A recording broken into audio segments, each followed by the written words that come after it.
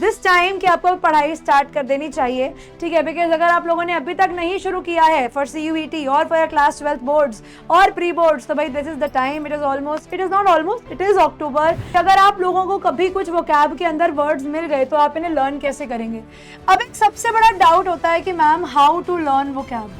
तो ये सारे वर्ड्स बेटा अगर आप सीख जाते हैं तो you can make various words out of it. आप वोकैबुलरी जो है दो तरीके से लर्न कर सकते हैं, रूट वर्ड से भी और नॉर्मल वर्ड से भी। तो एक रूट वर्ड सीखो और इस एक रूट वर्ड से भी आप बहुत सारे वर्ड्स जो हो वो बना सकते हो। हेलो बच्चों, कैसे हो आप सभी लोग। मैं निहारिका आप सब बच्चों का बहुत बहुत स्वागत करती हूँ आपकी अपनी जीत इंग्लिश की सीरीज में। और मैं उम्मीद करती हूँ आप सब बच्चे मस्त होंगे, स्वस्थ होंगे और आज के इस सेशन के लिए रेडी होंगे। भाई क्या हाल चाल है आप सब बच्चों का। उम्मीद करती हूँ कि आप सब बच्चे बढ़िया होंगे, भाई मस्त होंगे, स्वस्थ होंगे। पढ़ाई लिखाई अच्छी चल रही होगी, प्री बोर्ड्स तैयारी में शुरू हो गए होंगे क्योंकि बेटा एग्जाम बहुत ज़्यादा पास हैं। तो ये बिल्कुल बेटा वही मिरर वाली बात है कि objects are closer than they appear. तो अगर अभी पढ़ाई शुरू नहीं करोगे बेटा तो बाद में दिक्कत हो जाएगी। तो इट इज दिस टाइम कि आपको पढ़ाई स्टार्ट कर देनी चाहिए, ठीक है। बिकॉज अगर आप लोगों ने अभी तक नहीं शुरू किया है फॉर CUET और फॉर क्लास 12 बोर्ड्स और प्री बोर्ड्स, तो भाई this is the time. It is not almost, it is अक्टूबर, है ना। और अब हमें पढ़ना स्टार्ट कर देना चाहिए अगर हम लोगों को अच्छे नंबर चाहिए, अगर हम लोगों को पता देखना है, ये चीज़ को चेक करना है कि भैया क्या हम बोर्ड्स के लायक हुए हैं अभी या नहीं हुए। तो भाई यही टाइम है पढ़ाई करने का, यही टाइम है नंबर लाने का, यही टाइम है मेहनत करने का। तो अपनी मेहनत आप लोग अभी से स्टार्ट कर सकते हैं। और जहां तक रही तुम्हारी CUET की तैयारी, वो मेरे ऊपर है, उसका काम मेरे को समझाना है, मेरे को करवाना है, वो मैं करवा लूंगी, ठीक है। चलिए, तो यहाँ पर बेटा आज के सेशन में हम बात करने वाले हैं वोकैबुलरी इन कंटेक्स्ट की। So know what do you mean bye vocabulary in context. देखिए भाई, वोकैबुलरी इन कंटेक्स्ट का मीनिंग होता है बच्चों, जब भी आप वोकैबुलरी को पढ़ते हैं और आपको ये देखना होता है कि जो वोकैब का वर्ड है वो पर्टिकुलरली सेंटेंस के अंदर किस तरीके से लगा हुआ है। Now why I have chosen this particular topic, that is vocabulary in context, because कभी कभी हमें क्वेश्चन आ जाते हैं बिल्कुल ओपन एंडेड कि हमें एक वर्ड दिया और पूछ लिया कि बताओ कि इसका एंटोनिम क्या है, या बताओ कि इसका सिनोनिम क्या है, या बताओ कि इस वर्ड में आप क्या मेंशन करोगे।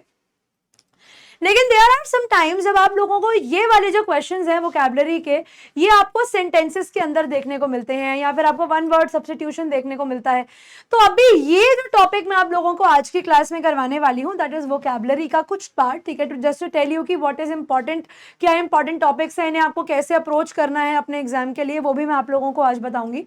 अब इससे पहले कि मैं स्टार्ट करूं आज का सेशन, जैसे मैंने आपको पिछले सेशन में बच्चों बताया था कि रीडिंग कॉम्प्रिहेंशन कितने मार्क्स का आता है, पेपर के लिए क्यों जरूरी है, किस तरीके के क्वेश्चंस आपको देखने को मिलते हैं, बिल्कुल वही बात बेटा मैं आप लोगों को आज की क्लास में भी बताने वाली हूँ कि वोकैबुलरी के क्वेश्चंस आपको पेपर में किस तरीके से देखने को मिल सकते हैं, ठीक है। अगर बेटा मैं वोकैब्स की बात लिखती हूँ तो जैसे मैंने आपको बताया था कि रीडिंग कॉम्प्रिहेंशन में कुल मिलाकर बेटा कुछ 20 सवाल आपके रीडिंग कॉम्प्रिहेंशन से ही बन जाते हैं।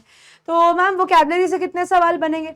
अगर बेटा मैं वोकैबुलरी की बात करती हूँ तो वोकैबुलरी के हर सेक्शन को मिलाकर आपकी वोकैबुलरी भी कम से कम 20 से 15 से 20 क्वेश्चन आप मान के चलिए, ठीक है। 15 से 20 क्वेश्चन तो बेटा आप मान के चलिए कि इतना तो वोकैब्स आपका लेता ही लेता है टाइम, ठीक है। इससे नीचे वो कैब्स आपको नहीं मिलेंगे, बिकॉज आपको CUET में जब चेक किया जाता है, जब CUET में आपको पढ़ाया जाता है, जब CUET में बेटा आपको सवाल देखने को मिलते हैं तो वो मैक्सिमम नंबर ऑफ सवाल आपको वोकैब्स के सेक्शन से ही देखने को मिलते हैं।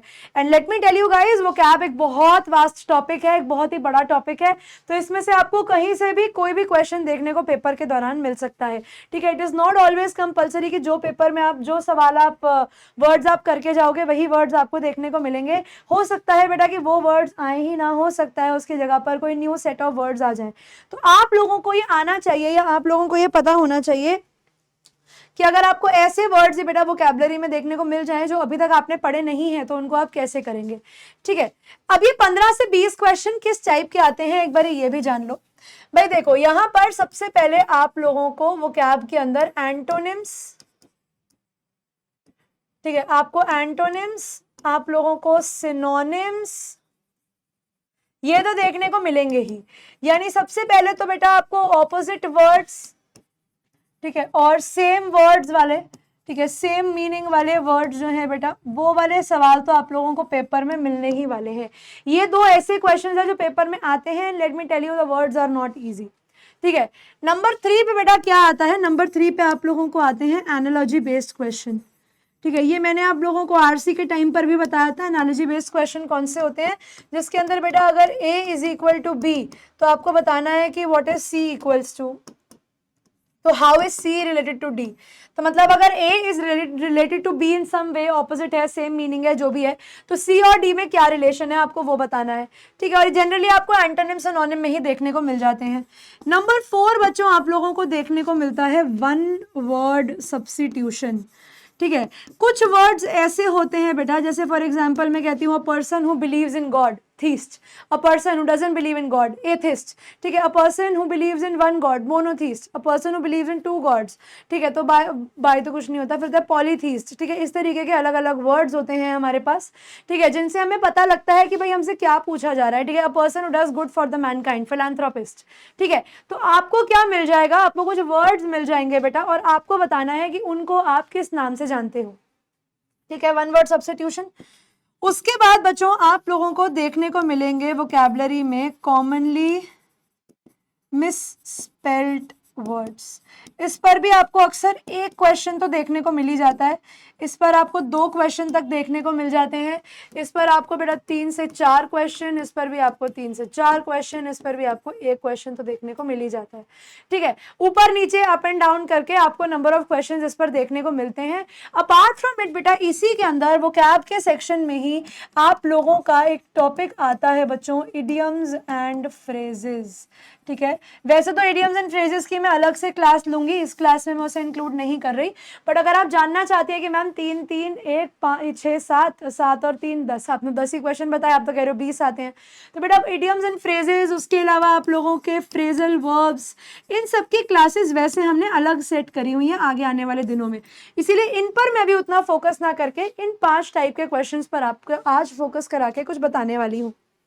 ठीक है, I will make you guys practice some questions as well, but इससे पहले कि हम क्वेश्चंस को प्रैक्टिस करें, there are some words which you need to know, कि अगर आप लोगों को कभी कुछ वोकैब के अंदर वर्ड्स मिल गए तो आप इन्हें लर्न कैसे करेंगे। अब एक सबसे बड़ा डाउट होता है कि ma'am how to learn vocab. ठीक है, how to learn vocab, ma'am क्या वोकैब को लर्न करके जाना जरूरी है, बिकॉज आपने तो बोला कि पेपर में सेम क्वेश्चन तो आता नहीं है, तो क्या इज इट कंपल्सरी या क्या इज इट जरूरी कि हम लोग वोकैब को भी लर्न करके जाएं। तो भाई वोकैब के केस की अगर मैं आप लोगों से बात करूं तो मैं आप लोगों को ये नहीं कहूंगी कि आप एक एक वर्ड लर्न करो, बट मैं आपको एक और सजेशन ये भी दूंगी कि आप लोग रूट वर्ड्स लर्न कर लो।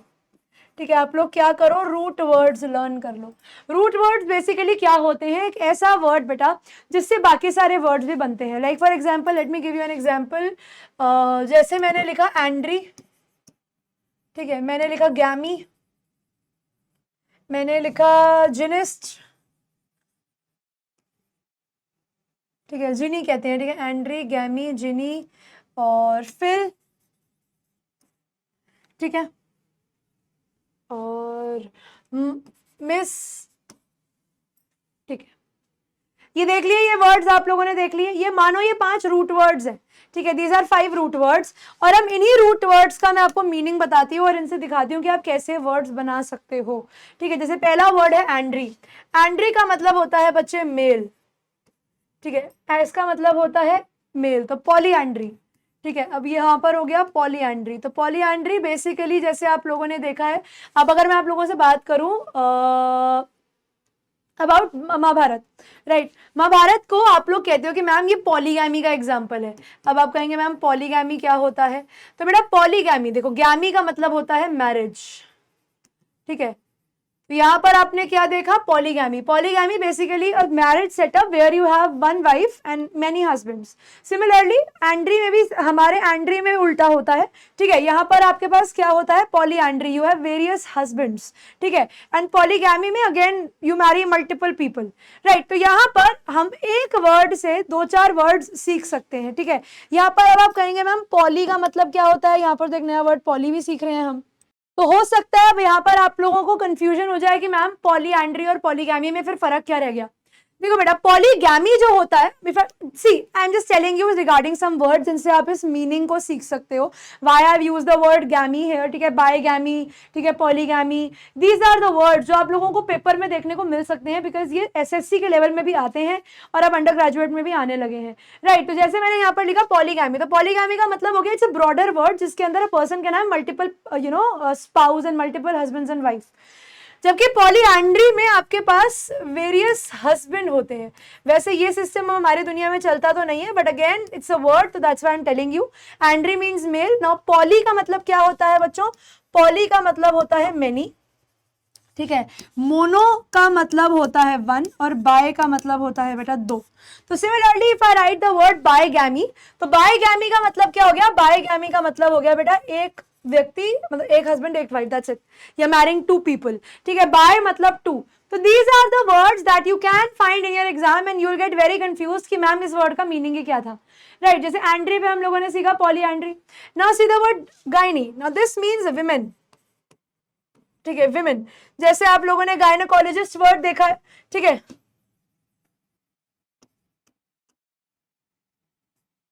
गायनोकोलॉजिस्ट वर्ड देखा है. उसके बाद आपने मिजोजिनी वर्ड सुना के बारे में सुना होगा. मिजोजिनी क्या है?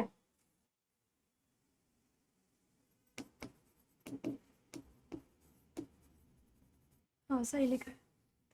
मिजोजिनी क्या है बेटा? मिजोजिनी देखो, माई, अब यहाँ पर मीजो वर्ड का मीनिंग आप सीख सकते हो. मीजो का मतलब होता है बच्चे हेट, ठीक है. तो मिजोजिनी, ठीक है, मिजोजिनी. तो what do you mean by misogyny? Misogyny देखो, जिनी मतलब विमेन, ठीक है. यहाँ पर वर्ड क्या लिखा है? मीजो. मीजो का मतलब होता है हेट, तो हेट विमेन. तो मिजोजिनी आपने सुना होगा, यू नो, इसने बड़ा ही मिजोजिनिस्टिक सा रिप्लाई दिया है. Now what do you mean by the word misogyny? तो बेटा मिजोजिनी का मतलब, या मिजोजिनिस्टिक पर्सन या मिसोजिनिस्ट वो होते हैं बेटा the people who hate women, ठीक है. जैसे आप लोग बोलते हैं ना कभी, यार इसने तो बहुत ही ज्यादा मिजोजिनिस्टिक सा रिप्लाई दिया है, मतलब कि बहुत ज्यादा विमेन हेटिंग रिप्लाई है कि भैया औरतों को बिल्कुल ही पसंद नहीं करता. So a person who hates women is called a misogynist, ठीक है. You can see the word gynaecologist भी आपका गायनी वर्ड से ही आता है. Now see the word here phil. Phil का मतलब होता है बेटा लव. फिल का लव मतलब होता है प्यार. जैसे यहाँ पर अब अगर हम वर्ड सीखे, मैंने भी क्या बोला था? फिलैंथ्रोपिस्ट. यहाँ पे एंथ्रोपिस्ट वो लोग होते हैं जो मैनकाइंड के बारे, जो चीज मैनकाइंड से रिलेट करती है. तो फिलैंथ्रोपिस्ट कोई भी ऐसा इंसान बेटा जो मैनकाइंड से बहुत प्यार करता हो, ठीक है. मिज़ान्थ्रोपिस्ट, अगर मैं इसी वर्ड को कर दूं मिज़ान्थ्रोपिस्ट, तो ये क्या बन गया?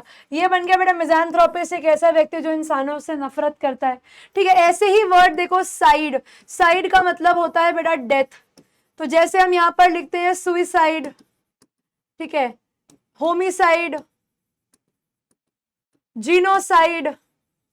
अब देखो आप एक वर्ड सीखो, एक आपको बेटा वो आना चाहिए. फॉर एग्जांपल मैं यहाँ पर बताना चाह रही हूँ कि आप एक रूट वर्ड सीखो और इस एक रूट वर्ड से भी आप बहुत सारे वर्ड्स जो हो वो बना सकते हो, राइट. तो जैसे कि आप लोगों ने यहाँ पर देखा कि हमने एक रूट वर्ड पकड़ा और उससे हमने कितने सारे वर्ड्स जो है वो बना दिए. Let me give you more example, फिर कुछ क्वेश्चन करते हैं. जैसे यहाँ पर मैं एक और वर्ड ले लेती हूँ. फॉर एग्जाम्पल मैंने वर्ड ले लिया बेटा मैल, ठीक है, जैसे मैल नरिश, मैल न्यूट्रिशन वाला, ठीक है. Let me take the word mal here, ठीक है. नाउ मैल का मतलब मुझे पता है, जैसे हम इंग्लिश में कहते हैं ना मैल लगी हुई है, मैल समझ लो.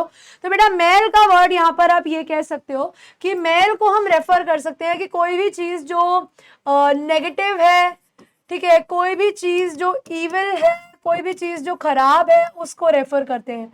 लाइक फॉर एग्जाम्पल, जैसे अगर मैं यहाँ पर लिखती हूँ मैल ट्रीट, तो मतलब खराब ट्रीट करना. मैल फंक्शन, तो कोई भी चीज जो खराब हो गई, ठीक है. डिसमल, कोई भी चीज जो बड़ी सैड सी है, ठीक है. उसके अलावा हम लोग वर्ड ले सकते हैं बच्चों मैलिस. मैलिस, मैलिस का मतलब होता है एक सेंस ऑफ हेट्रेड जब आपके मन में सामने वाले के लिए होती है. तो हमने क्या किया, हमने एक रूट वर्ड उठाया बेटा और हमने उसी रूट वर्ब से, वो रूट वर्ड से हमने इतने सारे वर्ड जो है वो बना दिए, ठीक है. अब जैसे एक वर्ड और ले लो तुम लोग, फोबिया, ठीक है. फोबिया, मेनियक, अब जैसे मैंने वर्ड उठाया फोबिया, तो आपके पास बहुत सारे फोबियाज हैं। जैसे मैं लिख के दे रही हूँ पायरोफोबिया, पायरोफोबिया मतलब आग का फोबिया, ठीक है। एक होता है बच्चों क्लॉस्ट्रोफोबिया, क्लॉस्ट्रो का मतलब होता है स्मॉल स्पेस, फोबिया का मतलब डर, तो छोटे स्पेस का जो है डर। अगारोफोबिया, ठीक है, जहां तक मुझे लगता है, जितना मुझे याद है, agoraphobia is the phobia of spiders, ठीक है। पायरोफोबिया हो गया। हाइड्रोफोबिया, आप लोगों ने उसमें पढ़ा होगा अभी डीप वाटर में, हाइड्रोफोबिया। तो ये सारे वर्ड्स हम लोगों ने क्या किए बच्चों, हम लोगों ने फोबिया वर्ड उठाया और उसी से हमारे वर्ड जो है वो बना दिए, ठीक है। थियोफोबिया, थियो का मतलब होता है बेटा भगवान से रिलेटेड, तो थियोफोबिया जो वैसा इंसान, you know, a person who is very scared of God, who is very scared of religion, who is scared of God, ठीक है। और जूफोबिया, वो इंसान जैसे एनिमल से डर लगता है, राइट। तो ये सारे वर्ड्स बेटा अगर आप सीख जाते हैं तो you can make various words out of it, ठीक है। मेनियक, ठीक है, तो मेनियक से हम लोग क्या, मेनिया, मेनिया, मेनिया से क्या वर्ड बना सकते हैं, जैसे मैं कहती हूँ, एक तो मेनियक ही निकल कर आता है, पागल, ठीक है। बिब्लियोमेनियक,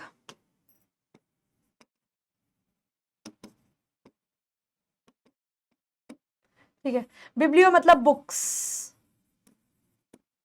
ठीक है। ग्राफी, कैलीग्राफी, ठीक है। बहुत सारे ऐसे वर्ड्स हैं जो आप किसी भी एक रूट वर्ड को उठाकर लर्न कर सकते हो। So what is the importance बेटा of learning these words is, it is कि आप लोगों को ढंग की वोकैबुलरी जो है वो आ जाएगी अगर आप रूट वर्ड्स को लर्न करके पढ़ते हो।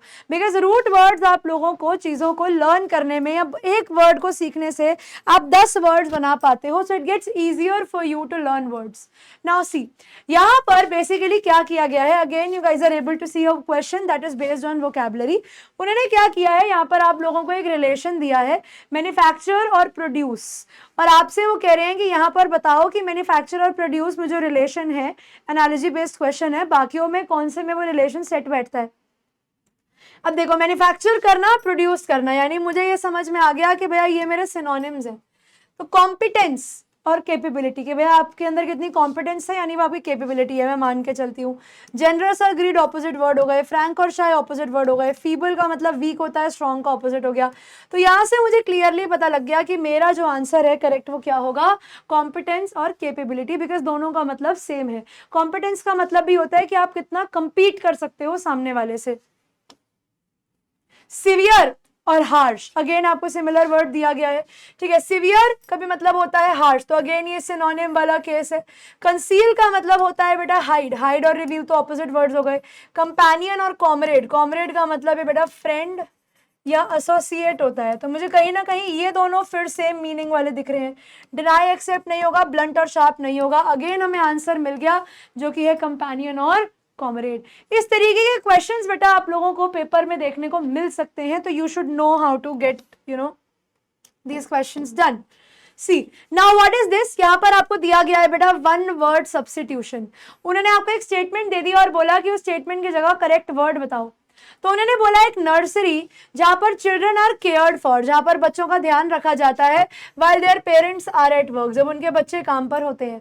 होम, क्रेच, स्कूल या शेल्टर, तो बेटा करेक्ट आंसर है क्रेच। जैसे हमारे गलियों में, सोसाइटी में नर्सरी स्कूल से छोटा एक क्रेच खुला होता है, जैसे डे केयर जिन्हें हम कहते हैं ना, डे केयर जो खुले होते हैं बेटा, डे बोर्डिंग्स जहाँ पर छोटे छोटे पेरेंट्स, छोटे छोटे बच्चों को अपने पेरेंट्स जो है वो छोड़ के चले जाते हैं, if both the parents are working और घर में कोई नहीं है, तो क्रेच में बच्चों का ध्यान रखा जाता है। So that place where nursery जहाँ पर छोटे बच्चों को रखा जाता है while parents are at work, उसे क्रेच कहा जाता है। And it is not compulsory कि क्रेचेस आपको स्कूल मतलब ऐसे गलियों में ही मिले, आपके हॉस्पिटल्स में, आप लोगों के बिजनेस प्लेसेस में, ऑफिसेज में भी अब क्रेच की फैसिलिटी आने लगी है। फियर ऑफ कन्फाइंड प्लेसेस, यही तुम लोगों को मैंने अभी बताया। आप लोगों को बताना है कि कन्फाइंड का मतलब यहाँ पर बच्चे क्लोज प्लेसेस से है। एक ऐसा इंसान जिसको क्लोज प्लेसेस से डर लगता है। फॉर एग्जाम्पल अगर मैं कहूँ कि आप लिफ्ट में फंस गए और आपको लिफ्ट में डर लग रहा हो, तो यू हैव क्लॉस्ट्रोफोबिया, ठीक है। What do you have claustrophobia. इसको याद रखना, ये बहुत जरूरी है। बट क्या इसका मतलब ये है कि मैम आप बाकी वर्ड्स के मीनिंग नहीं बताओगी? बताती हूँ बेटा, बिल्कुल बताती हूँ।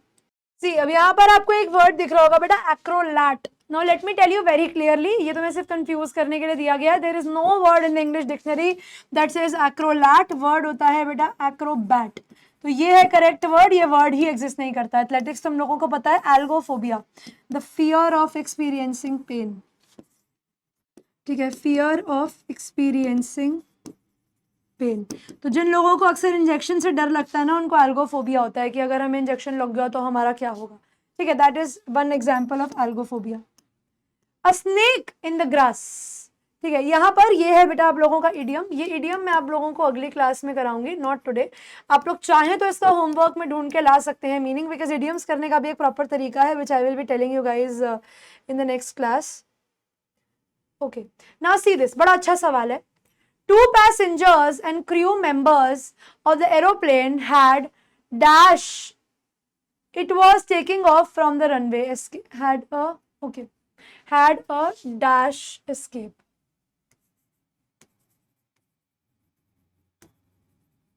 ठीक है, यहाँ पर had a dash escape. तो आपके पास ऑप्शन है little escape, narrow escape, brief escape या फिर लार्ज एस्केप। तो ये वाला जो क्वेश्चन है बेटा, again it goes with the word narrow escape, ठीक है, नैरो एस्केप। अब यहाँ पर आप लोग लिख सकते हैं कि मैम नैरो एस्केप का मीनिंग क्या होता है। तो भैया नैरो एस्केप का मतलब होता है to be saved just by inches, मतलब बिल्कुल ऐसे टक्कर से तुम बच के बस वापस आ गए, दैट इज नैरो एस्केप। ठीक है, now see this one. The villagers have not dash earthquake over the shock of using एक second. The villagers have not experienced got mode forgotten freed.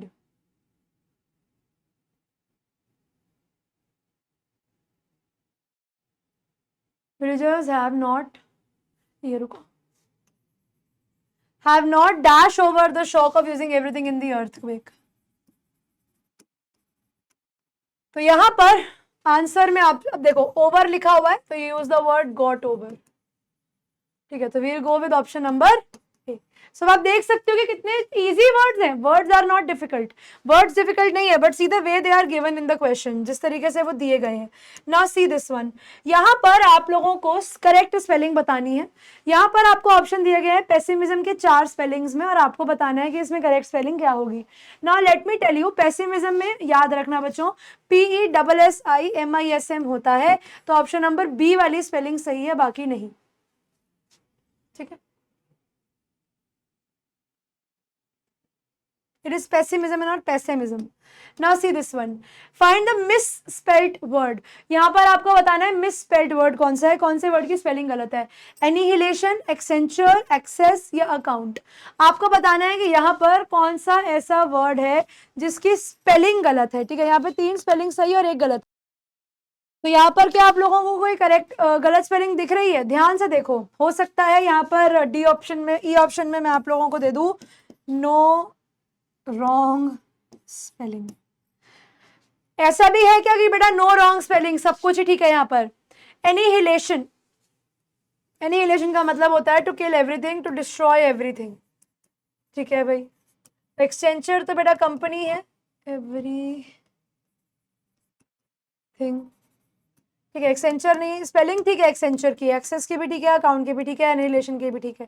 तो यहाँ पर हम जाएंगे ऑप्शन नंबर ई के साथ। इधर we have no incorrect spelling, सब कुछ ठीक है यहाँ पर। चलो अब ये देखो, see now the word given here is attach, और दूसरा वर्ड दिया गया है बेटा डिटैच।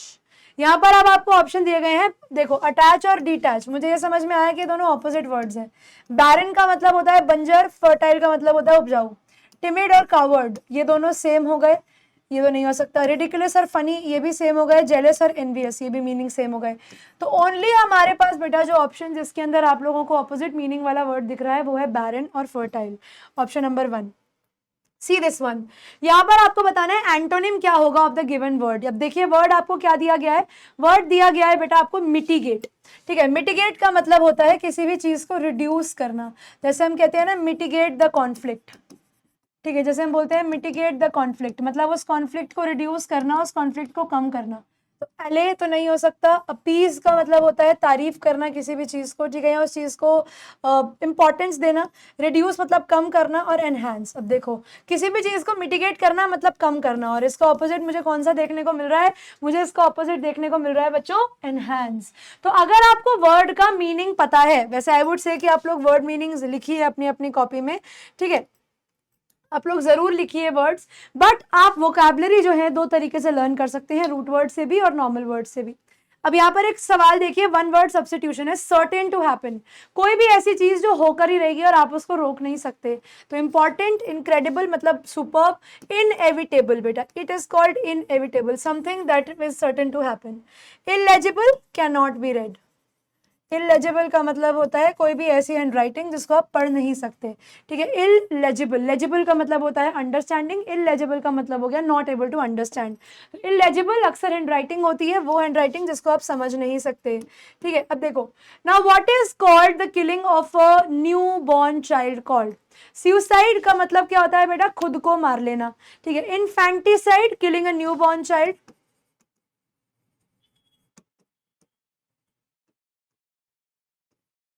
अब देखो वर्ड लिखा है यहाँ पर होमिसाइड, होमिसाइड का मतलब होता है किलिंग अ ह्यूमन,